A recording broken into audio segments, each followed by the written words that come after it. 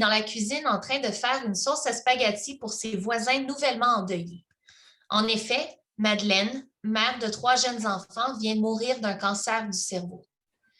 Depuis plus d'1 an, soit depuis que Madeleine sait qu'elle est cancéreuse, Francine apporte des plats cuisinés tous les vendredis soirs pour les aider à passer au travers.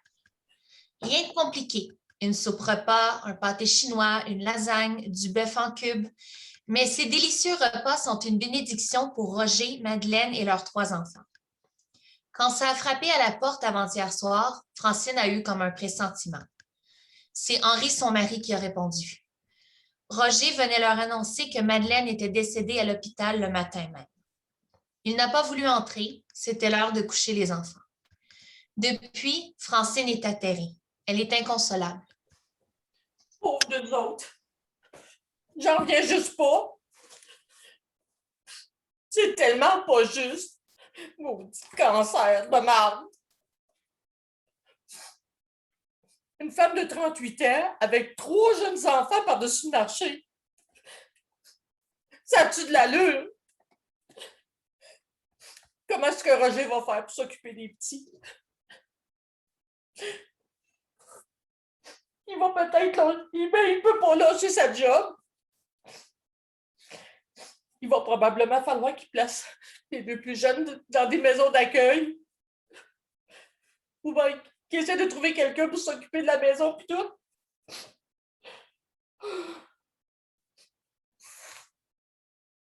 Mais des femmes capables de faire ce genre de travail, là, ça court pas les rues. Puis personne ne peut remplacer une mère. Oh, bien qu'à y penser, ça m'arrache le cœur.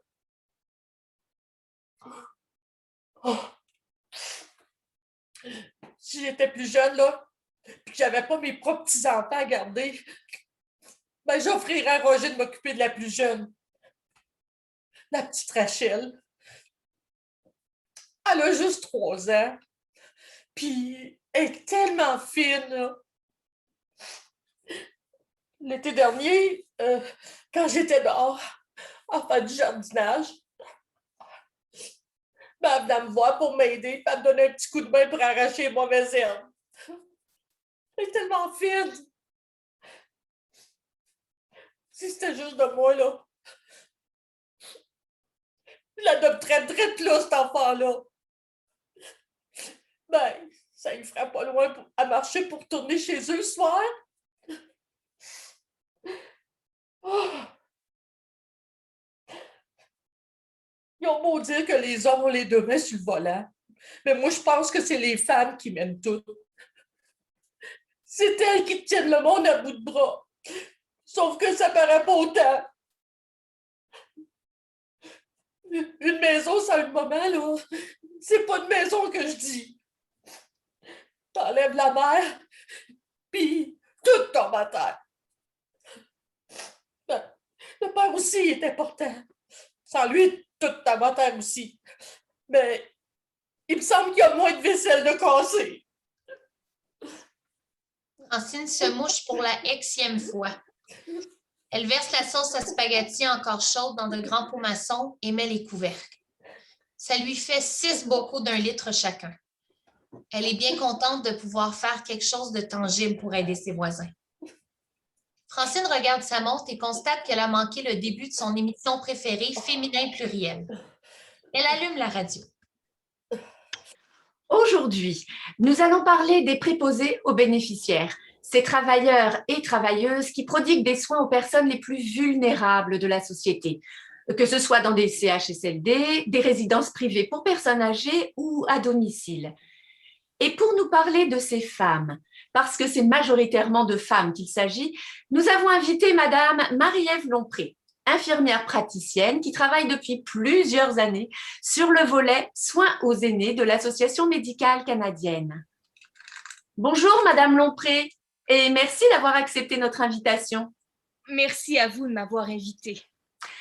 Alors Madame Lompré, pourquoi à ce jour, au Canada et partout au monde, ce sont majoritairement des femmes qui s'occupent des personnes les plus vulnérables de la société? C'est une question à 1 000 $, au moins. En fait, le rapport de 2017 de l'Association canadienne de soins et services à domicile estime à 25 milliards de dollars la valeur du travail non rémunéré des aidantes, y compris les soins médicaux et personnels. Et ce n'est que la pointe de l'iceberg, parce que dans bien des cas, on parle de travail au noir. Mais c'est énorme. Il s'agit donc d'une économie clandestine, une forme d'esclavagisme qui, de toute évidence, fait l'affaire de bien des gens, sauf de celles qui en font les frais. Vous avez bien raison.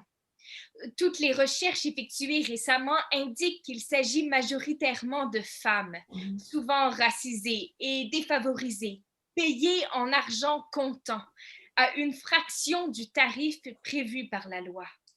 Et la société et les gouvernements ferment les yeux sur cet état de choses. Oui, la société ne peut pas fonctionner sans le travail que font ces femmes. Et pourtant, elle l'invisibilise en postulant que c'est naturel pour elle de prendre soin des autres. De cette façon, les services rendus n'ont pas à être reconnus ou à être pris en charge par quiconque. Tout le monde s'en lave les mains, pour ainsi dire, et 2 fois plutôt qu'1. Surtout par les temps qui courent, si vous me permettez l'allusion au lavage des mains. C'est un véritable cercle vicieux. Précisément. Le travail rémunéré est considéré comme du vrai travail parce qu'il se fait au vu et au su de tous, tandis que les services de soins sont considérés comme secondaires parce qu'ils sont peu rémunérés, souvent invisibles et offerts par des personnes qui, en raison de leur statut précaire, ne risquent pas de se mobiliser, de se défendre ou de se plaindre. Et pourtant, on parle là de services absolument essentiels. Oui, on parle de vie ou de mort. Nous devons cesser de considérer la maladie comme une anomalie. La maladie et la mort font partie intégrante de toutes les vies, sans exception. C'est ce que nous avons tous en commun. Francine se remet à pleurer. C'est donc de valeur que les hommes ne s'intéressent pas plus que ça à ce genre de travail-là. Il y en a plein qui sont au chômage, mais semble que ça leur ferait du bien de prendre soin des autres, de se rendre utile, de ne pas penser rien qu'à eux autres. Apparemment que les pères qui prennent des congés de paternité aiment bien ça, s'occuper de leurs petits, eux autres aussi. C'est pas juste les femmes qui ont l'instinct maternel. Même qu'il y a des femmes là, qui ne l'ont pas pantoute. Il y en a des pères paternels. Mon Jean-Charles, là, par exemple, c'est un vrai père poule. Quand ses enfants étaient bébés, ça n'avait quasiment pas de bon sens de le voir aller. Quand Eva est retournée travailler 3 mois après avoir accouché, ça lui faisait plus de peine à lui qu'à elle. Hey. Je suis sûre là, que s'il n'y avait plus, là, il les aurait allaités. Hey. Mais personne ne va entendre parler des pères poules. C'est comme si c'était honteux de s'occuper des autres. Mais il me semble que ça leur ferait du bien aux hommes d'arrêter de vouloir être les plus forts puis les plus smart tout le temps, d'arrêter de vouloir tout dominer.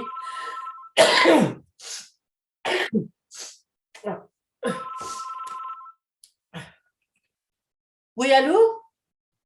Ah, Isabelle, comment ça va, ma belle? Tu m'appelles-tu du bureau?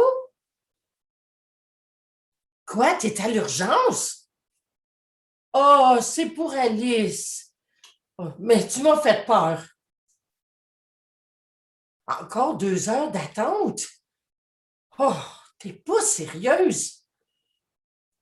OK, je peux aller te remplacer. OK. T'es où, juste? Passer par la porte en arrière, c'est mieux? OK. Le corridor? Oui, oui, oui. OK. Puis, donne-moi une 30aine de minutes. OK? Ben, comme ça, tu vas pouvoir tourner travailler. Puis Stéphane, lui? Ah, ouais, je comprends. Ah, pauvre toi. OK. Ben, j'arrive là. À tantôt. Quelques heures plus tôt, dans la chambre à coucher d'Isabelle et de Stéphane. Stéphane, Hmm. Stéphane, Ah, quoi? Hein? réveille-toi.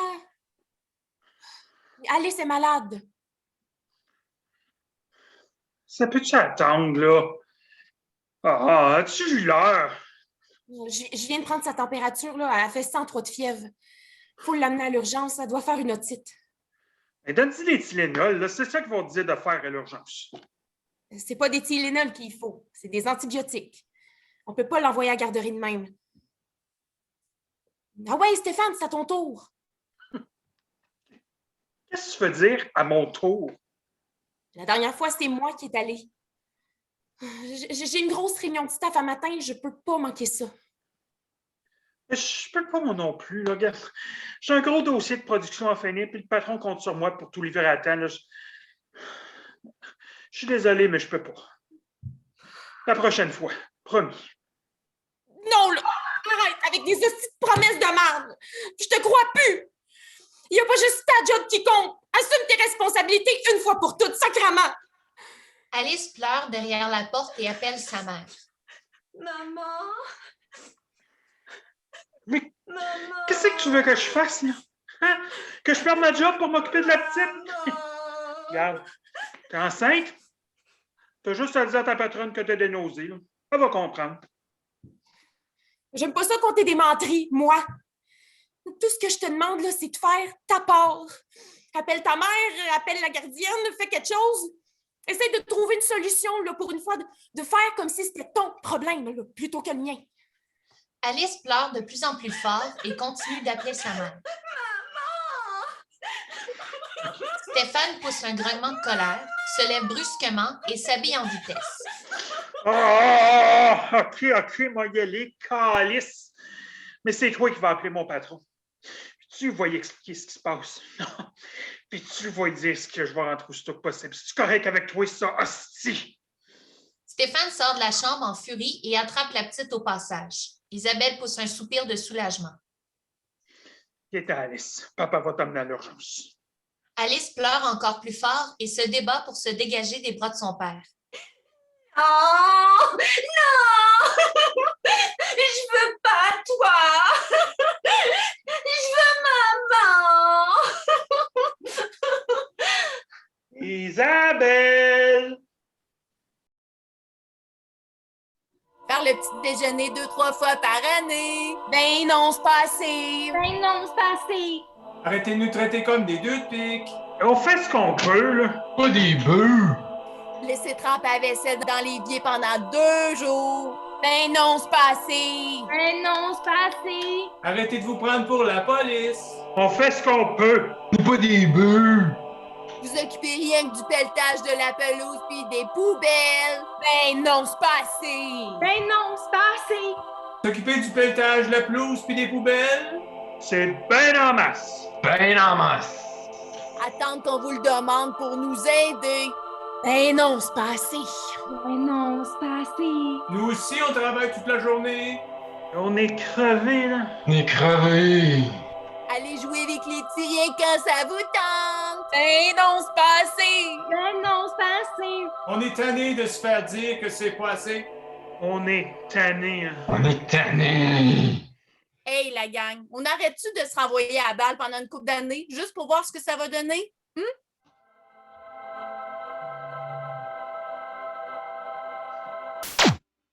Bonsoir, mesdames et messieurs, et merci de votre écoute. Mon nom est Josette Honoreau, je suis l'autrice et la metteur en scène des scènes de ménage. J'espère que cette 4e capsule vous a plu. Je vous donne rendez-vous jeudi prochain, le 20 mai, à 19h pour la 5e et dernière capsule de scènes de ménage. C'est l'été, la visite doit arriver d'une minute à l'autre chez Isabelle et Stéphane pour un barbecue. Isabelle est débordée et compte sur Stéphane pour lui donner un coup de main. Or, Stéphane refuse catégoriquement de nettoyer la petite salle de bain. On est à couteau tiré, littéralement. Après le repas, les femmes se réunissent autour de l'évier de la cuisine pour parler de leur frustration. Les hommes en font autant autour du barbecue. Puis, c'est la fin. Donc, à jeudi prochain pour la 5e capsule des scènes de ménage.